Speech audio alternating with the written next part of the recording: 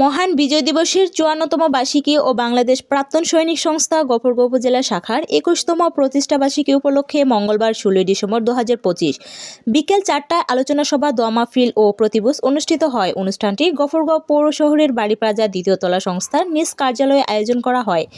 অনুষ্ঠানে সভাপতিত্ব করেন বাংলাদেশ প্রাক্তন সৈনিক সংস্থা গফরগাঁও উপজেলা শাখার আহ্বায়ক জনাব মোহাম্মদ আতিকুল ইসলাম বাবুল।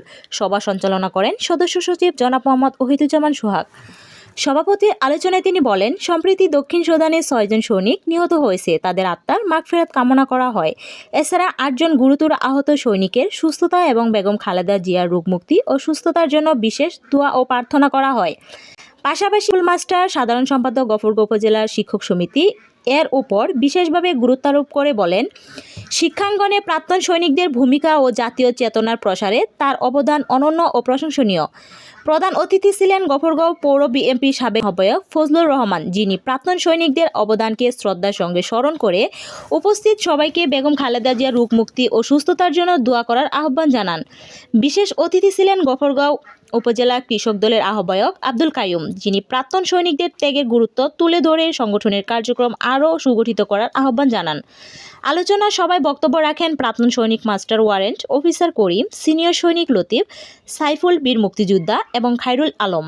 তারা মহান বিজয় দিবসের তাৎপর্য তুলে ধরে দেশের স্বাধীনতা ও সার্বভৌমত্ব রক্ষায় প্রাক্তন সৈনিকদের দায়িত্ব অঙ্গীকারের উপর গুরুত্বারোপ করেন। এ সময় উপস্থিত ছিলেন প্রাক্তন সৈনিকদের মৃত সৈনিকদের স্ত্রী, আত্মীয় স্বজনরা ও সন্তানরা। এছাড়া মাহবুব আলম বাবুল, মান্নান, তুফাজ্জল হোসেন, মঈনুদ্দিন, লুৎফুর রহমান, ইসুফ, এনামুল সহ অন্যান্য প্রাক্তন সৈনিক সদস্যবৃন্দ। পরে দেশ ও জাতির শান্তি, সমৃদ্ধি এবং মহান মুক্তিযুদ্ধে আত্মদানকারী শহীদদের আত্মার মাগফিরাত কামনায় বিশেষ দোয়া ও মাহফিল অনুষ্ঠিত হয়। দোয়া শেষে উপস্থিত সকলের মাঝে প্রতিভোজের আয়োজন করা হয়।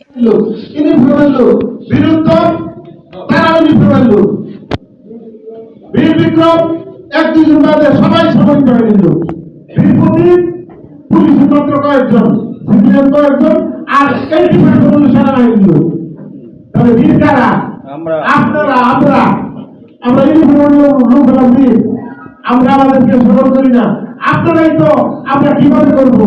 আপনারা সকল লোক এই সংগঠনটাকে আগায় নিয়ে যাওয়ার জন্য আপনারা কি সবাই আগে আসতেছেন? আসা উচিত। আমরা বলেন,